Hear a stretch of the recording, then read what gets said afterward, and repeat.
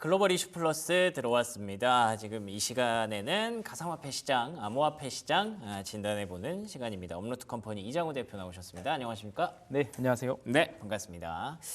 최근에는 아무래도 중동 이슈가 워낙에 많은 이슈들을 좀 잡아먹는 그런 블랙홀성 이슈가 됐기 때문에 비트코인 시장도 조금은 맥을 못 추는 모습이었는데, 근데 이 이슈가 어느 정도 해소되고 완화되고 이런 분위기로 가니까 또 금방 또 올라오더라고요. 어떻게 보셨습니까? 최근에 비트코인을 보면 되게 빠르게 회복하죠. 되게 강하다라는 느낌이 드는 것 같은데요. 네, 지금 오늘 이 촬영 들어오기 전에 가격을 보니까 10만 6천 달러 정도 됩니다. 맞습니다. 빠르게 회복 중인데 이게 뭐 하루 전만 하더라도 이제 미국이 이런 핵시설 공습을 할 때 10만 불이 무너졌었거든요. 그쵸. 9만 6천 불을 터치하고 바로 회복하고 10만 6천 불까지 올라온 상태인 것 같아요. 이게 뭐 지정학적 위기 또 전쟁과 관련된 거다 보니까 이제 시시각각 상황이 바뀌긴 하는 것 같습니다. 그래서 이걸 하나하나 대응을 하는 건 되게 좀 어려운 부분 같고요. 근데 이제 지금 요번 것을 통해서 알 수 있는 것은 비트코인이 과거와는 다르게 되게 장이 잘 버틴다 이런 부분이 하나 있고, 또 하나는 가장 안 좋은 이번에 시나리오는 미국이 참전을 하고 전쟁이 장기화가 되면 그쵸. 가장 안 좋은 시나리오인데, 어떻게 보면 이제 두 가지가 다 좀 해소가 된 좀 분위기로 가고 그러네요. 있잖아요. 네. 그리고 과거와는 다르게 이제 중동 의존도가 좀 적다 보니까 이제 원유 등의 원유 같은 경우도 이게 뭐 이번에 비트코인만 이렇게 좀 소폭 하락이 아니라 다른 자산들도 보면 맞아요. 이게 큰 폭의 변화가 없는 것도 어느 정도는 시장에서 이제 과거처럼 뭐 중동이 전쟁이 나면 이제 그 의존도가 높아서 유가가 올라가서 이제 어떤 뭐 인플레이션이나 이런 이제 우려들이 과거보다 좀 적어져서 좀 일어나는 좀 전반적인 좀 흐름 같다는 느낌도 듭니다. 그니까요. 사실 최근에 한 2주 동안 진짜 고민도 많고 궁금하기도 했던 게, 아니 우리가 배웠던 그런 전쟁 이슈는 분명히 시장을 한 10%에서 20%는 떨어뜨려야 되는데 맞아요. 전혀 안 빠지네. 뭐 이런 생각이 좀 들었었고, 맞아요. 그리고 또 미국의 참전 가능성이 사실 그 폭탄 투하로 인해서 벙커버스터 투하로 인해서 높아졌음에도 불구하고 또 시장이 잘 버티더라고요. 그런 부분들이 확실히 이제 조금 별개가 되는 것 같아요. 말씀해 주셨던 대로 중동 이슈는 시장에 크게 영향을 주는 이슈가 아니다라는 걸 다시 한번 배우게 된 것 같고요. 그래서 지금 비트코인이 오히려 또 안전자산이다라는 얘기가 또 다시 힘을 얻고 있습니다. 어떻게 보십니까? 이게 이런 이슈가 있으면 늘 위험 자산이냐 맞아요. 안전 자산이냐가 왔다 갔다 하는데, 네. 사실 비트코인이 그런 두 가지의 성격, 이중적 성격을 다 가지고 있기 때문인 것 같아요. 이제 단기적으로는 이 나스닥과 같은 주식 시장과 함께 움직이는 위험 자산의 성격이 사실 있죠. 그래서 리스크 온오프가 될 때 가장 빠르게 반응하는 자산이기도 한데, 디지털 금이라고 하는 서사가 분명히 있기 때문에 중기적으로는 이제 디지털 금과 같은 안전 자산 역할을 하는 것 같습니다. 물론 시간이 흐르면 흐를수록 이제 비트코인에 대한 신뢰가 높아지면 높아질수록 이 위험 자산의 성격은 조금씩 줄어들 거라고는 봅니다. 비트코인이 이제 해봐야 사람으로 따지면 중학생 정도밖에 안 된 자산이다 보니까 5천 년 역사를 가진 금과 비교하기는 이르겠죠. 신뢰상으로는. 근데 변하지 않는 특징 중에 하나는 비트코인은 이제 24시간 365일 전 세계 어디서나 이 비트코인을 거래할 수 있는 유동성이 가장 풍부한 자산이기 때문에 이런 이제 위기 상황이 발발할 때 가장 민감하게 반응하는 형태는 그쵸. 이후에도 있을 거다. 예. 다만 위험하게 반응하는 게 때로는 떨어지고 때로는 오르고 이제 그런 부분인 것 같은데요. 그런 부분에 있어서 이제 비트코인 성격에 따라서 좀 바뀔 것 같은데, 어쨌건 앞으로도 가장 빠르게 반응하는 자산은 맞을 것 같다라는 생각이 듭니다. 그러니까 이게 뭐 위험 자산이냐 안전 자산이냐 이 얘기가 계속 나오는데, 사실 그것보다도 가장 좀 예민하게 반응하는 자산이면 틀림없는 것 같고요. 계속 이제 원래는 정말 위험한 자산이었다가 조금씩 안전한 자산으로 계속 바뀌고 있는 그런 과정이라고 봐야 될 것 우리 같습니다. 예전 학교 다닐 때 리트머스 종이 이런 거 어, 배웠잖아요. 네. 기억은 나는데 네. 그 뭐죠? 염기성 산성인가? 그렇죠. 예, 염기선 산성이냐에 따라서 리트머스 종이를 넣으면 색깔이 바뀌는 것에 그쵸. 따라서 판단을 하잖아요. 네. 그러니까 시장에 갑자기 유동성이 굉장히 돈이 많이 통화량이 늘어날 것 같으면 네. 비트코인 빠르게 반응을 하고, 어, 어떤 지정의 위기가 있을 때 가장 빠르게 반응하고, 그런 역할이 비트코인이 되게 해주는 이제 하나의 그러니까 지표가 될 것 같습니다. 원래 두 가지 모멘텀을 갖고 있는 게 어떨 때는 사실 약점이 될 때가 있거든요. 둘 다 문제가 되는 이것 때문에 떨어지고 이것 때문에 떨어지고. 근데 비트코인은 최근에 워낙에 기대감이 높아지다 보니까 이게 안 되면 이걸 써먹으면 되고 이게 안 되면 이걸 써먹으면 돼. 이런 지난 식으로 가죠. 주말 같은 경우도 네. 눈을 떴는데 비트코인 10만 불이 무너져 있는 거죠. 그렇죠. 뭔가 새벽에 뭔가 있었구나. 네. 주식시장은 안 열릴 때니까 알 수 그렇죠. 없으니 이제 그런 것들에 있어서 이제 되게 빠르게 반응하는 것 같습니다. 그니까요. 주말을 좀 대체할 수 있다는 뭐 요즘 스테이블 코인도 그쪽에서 그런 얘기가 많이 나오는 것 같고요. 그렇죠, 그렇죠. 근데 어쨌든 전 되게 흥미로웠던 게 이번 전쟁 뭐 전쟁이라고 해도 되는지 모르겠지만 어쨌든 이 중독 리스크를 겪으면서 비트코인 얘기가 또 많이 그 안에서 활용된다는 얘기가 좀 있었다고 하더라고요. 이거 어떤 얘기예요? 그러니까 비트코인이 진짜 이제 뭐 어떤 가격이 오르고 내리고도 이제 몇 가지 성격이 있긴 하지만 예. 이 자체로도 되게 카멜레온 같은 성격이 있어서 우리가 비트코인을 이제 과거에 우크라이나 러시아 전쟁 사태 때나 뭐 그 전에 아프가니스탄이나 이런 사태 때를 보면 비트코인 어떻게 활용이 되냐면 이게 뭐 우크라이나 러시아 사태 같은 경우도 이 금융망들이 잠시 멈췄을 때 네. 비트코인 암호화폐를 가지고 뭐 수천만 달러 자금 조달이 가능한 경험을 한 거죠. 그리고 우크라이나에 있는 국민들은 비트코인을 가지고 이제 금융망이 동결된 상태에서 뭐 저기 폴란드 같은 국가로 이동하기도 하고 이런 실사용 케이스들을 약간 경험하게 된 부분이 하나 있습니다. 비트코인이 이렇게 위기들이 있을 때 이렇게 활용이 되는구나. 그리고 또 하나는 비트코인은 코로나 위기 같은 양적 완화가 되는 시기에 있어서는 이 비트코인의 희소성 2,100만 개란 이게 또 강화가 돼서 가치 저장의 수단으로 또 역할을 또 하게 되고요. 또 하나는 이제 아까와 같은 뭐 지정학적 위기들이 있을 때는 얘가 국경 없는 이동성이라는 특징이 있잖아요. 그러네요. 그렇다 보니까 이 피난처 역할을 또 하게 되는 거죠.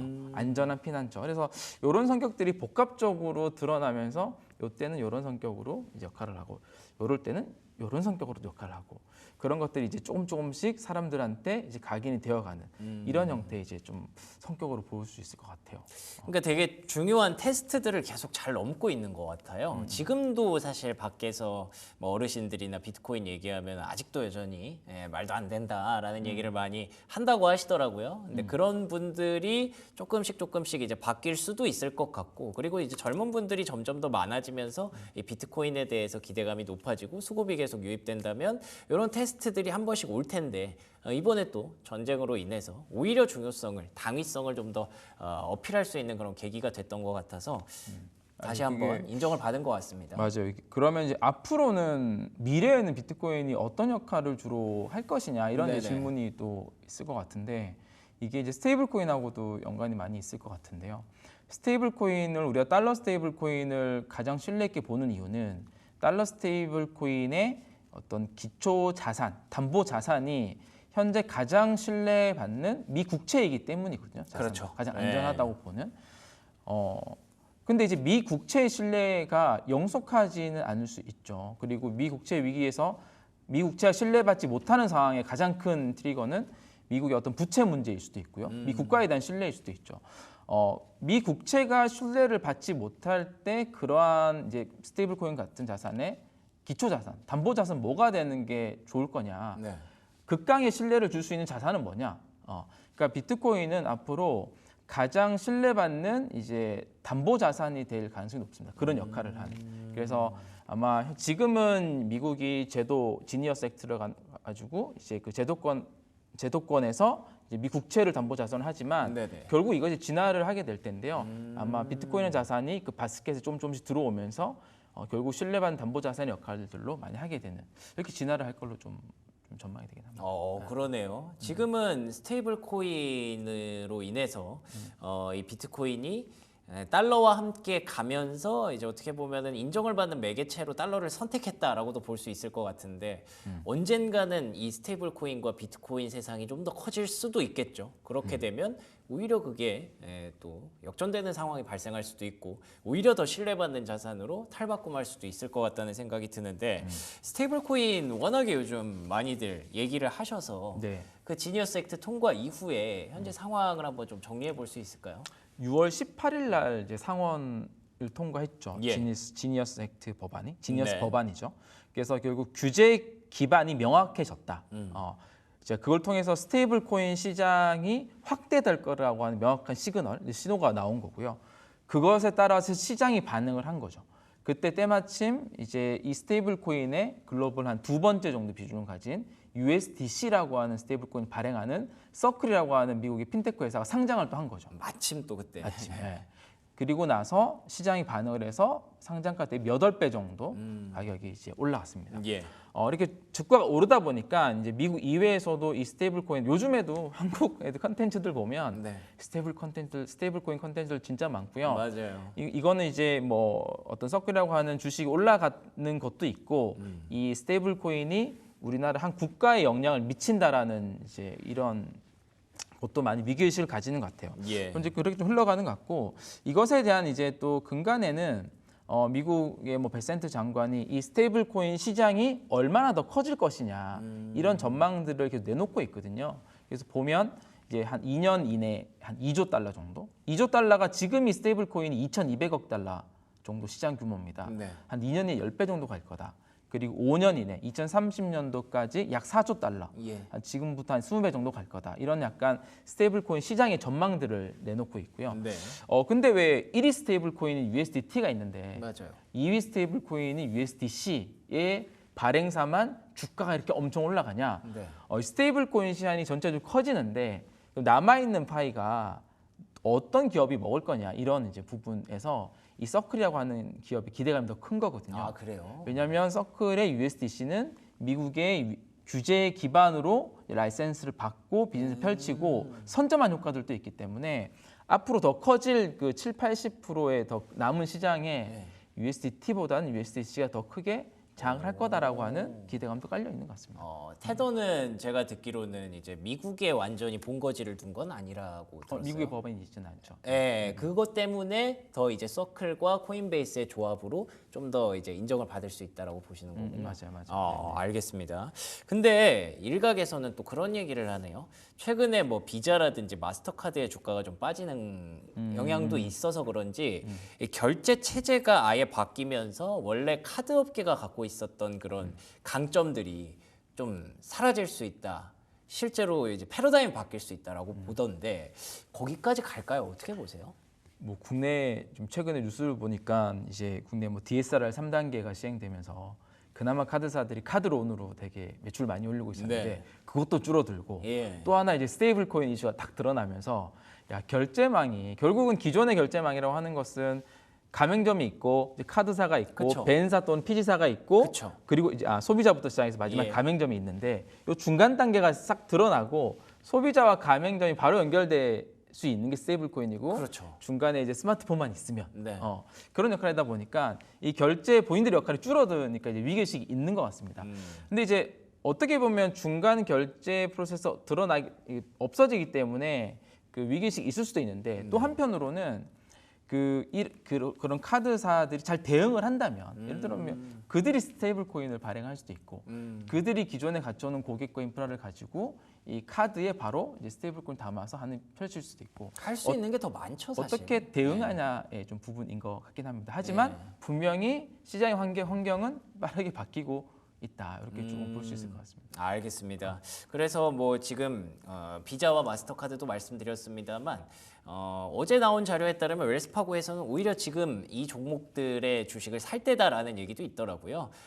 그들이 갖고 있는 풀이라든지 지금까지 구축해 놓은 시스템에서 스테이블 코인을 맞설 수 있는 무언가를 가미만 한다면 뭐 충분히 기회를 잡을 수도 있지 않을까 싶어서 결국에는 서로 경쟁을 하는 체제가 될 것 같고요. 그 안에서 스테이블 코인이 모든 파일을 먹는다라는 게 아니라 앞으로 이제 각자의 대응이 좀 더 중요해졌다라는 관점으로 좀 보시면 좋을 것 같습니다. 자 그리고요, 뭐 알트코인 중에 요 얘기 하나만 해볼까요? 이더리움이 최근에 주목을 좀 받다가 주춤하니까 또 이런 얘기가 나오네요. 가격 조정이 불가피하다, 뭐 대폭락 직전이다, 뭐 이런 얘기가 나오고 있는데 이거 어디서 나오는 얘기예요? 아무래도 이더리움이 이제 올해 1분기 때 45%가 하락했거든요. 아마 역대급 하락이었어요. 예. 그리고 2분기 들어서서 현재까지 한 30%대 회복을 하고 있습니다. 그렇죠. 그중 5월 달이 가장 많이 회복을 한 상태이고요. 그러다 보니까 이제 상승했으니까 좀 레버리지가 좀 시장에서는 과열 들어갈 수밖에 없죠. 그러니까 단기적으로 많이 오르다 보니까 이 레버리지에 대한 우려가 좀 있는 거고요. 그거는 일시적으로 이제 올랐으니까 충분히 조정이 될 수 있는 환경이긴 합니다. 예. 단기적으로 많이 올랐으니까. 근데 근간에 이더리움의 어떤 이제 장기적으로 봤을 때 어떤 가치가 유지되고 있냐 이런 부분을 좀 봐야 되는데 저는 이더리움 플랫폼이고요. 이더리움 플랫폼이 어떤 것이 올라오냐가 되게 이더리움 플랫폼의 미래 승부를 결정하는 건데 결국 우리가 지금까지 얘기했던 스테이블 코인도 결국은 이더리움이나 솔라나나 그 위에 플랫폼이 올라와야 되거든요. 예. 그럼 이더리움이 많이 올라올 거냐 이런 이제 생각을 해볼 수가 있는 거죠. 그럼 지금까지 1등 스테이블 코인 USDT는 그래도 이더리움 비중이 높긴 한데 트론이라고 하는 거의 비슷합니다. 그 발행한 비중이 예. 거의 한 30% 정도씩 되고요. 근데 USDC 있잖아요. 앞으로 굉장히 앞으로 파이가 더 커질 USDC는 이더리움 비중이 한 60% 정도 돼요. 나머지가 이제 솔라나 그리고 또 이더리움 레이어 2인 베이스 정도 체인이거든요. 그러니까 정리를 해보면 USDC라고 하는 스테이블 코인이 앞으로 훨씬 더 커질 거라면 아마 USDT를 주로 발행을 하는 이더리움 플랫폼을 가장 많이 활용할 확률도 높다. 지금까지 보면. 그래서 이제 그런 면에서 저는 볼 때 이더리움의 좀 장기적인 가치는 훨씬 더 긍정적으로 좀 볼 수가 있다. 이렇게 좀 볼 생각 좀 하고 있습니다. 알겠습니다. 뭐 지금 뭐 대폭락 이런 얘기까지에 뭐 그렇게 우리가 신경 쓸 필요는 없는 거죠. 단기적으로는 많이 올랐으니까 조정은 예. 뭐 될 수 있는데 예. 너무 지금 레버리지를 쓰거나 하는 거래도 위험하겠죠. 단기적인 시점에서는. 그러네요. 1분기, 2분기 확실히 변동성이 좀 있었습니다. 1분기에는 45% 하락을 했었고 2분기에는 30% 좀 올라왔었고 그러니까 그게 또 맞춰지는 과정에서 조금 불안하다라는 얘기가 나오고 있는 것 같은데 장기적인 전망으로 대응을 해야겠죠. 말씀해 주셨던 것처럼 스테이블 코인이 올라오는 과정에서 플랫폼으로 활용될 여지가 있기 때문에 앞으로도 계속 관심 있게 지켜봐야 될 코인임에는 틀림없는 것 같습니다. 자, 그러면 마지막으로 이런 상황에서 비트코인 가상화폐 투자자분들에게 간단하게 투자 전략 한번 정리해 주신다면 어떤 내용이 있을까요? 이게 되게 질서 있는 글로벌 환경이 아니에요. 어느 정도 분석을 통해서 예측을 해서 환경이 아니고 어느 날 트럼프가 얘기하면 올랐다가 어느 날 또 미사일 쏘면 떨어졌다가 예. 이것의 반복이고 지금 미국과 또 이스라엘이 약간 또 진정 상태긴 하지만 또 언제 어떻게 재개될지도 모르는 상황이고 그렇죠. 하다 보니까 이 단기적인 흐름을 너무 예측을 해서 특히 암호화폐 같은 경우는 투자를 하는 경우가 오히려 좀 지금 좋지 않다. 오히려 이런 상황에서 가장 중요한 자산이 비트코인이라는 자산이고 비트코인이라는 자산은 지금 이러한 시기 때는 너무 잦은 거래보다는 좀 이제 안전하게 좀 모아가는 전략, 오히려 홀드하는 전략. 왜냐면 이러한 시기에 되게 중요한 자산이니까 그런 관점으로 이 시장을 조금 보면서 거래하는 게 훨씬 좋지 않나라고 좀 생각을 해보는 걸 좀 조언 드리고 싶습니다. 알겠습니다. 우리가 아무리 많은 콘텐츠를 보고 영상을 접하고 아무리 중심을 잘 잡고 있다고 해도 사실 진짜 최근에 시장에서 그거 벗어나는 거 한순간이거든요. 그렇기 때문에 좀 더 먼 미래를 보고 천천히 좀 모아가자라는 전략이 여전히 유효한 것으로 확인이 되네요. 지금까지 이장우 대표와 얘기 나눠봤습니다. 오늘도 좋은 말씀 고맙습니다. 네, 감사합니다. 잠깐! 구독, 좋아요 눌러주셨나요? 만약 아직까지 누르시지 않았다면 지금 당장 눌러주세요.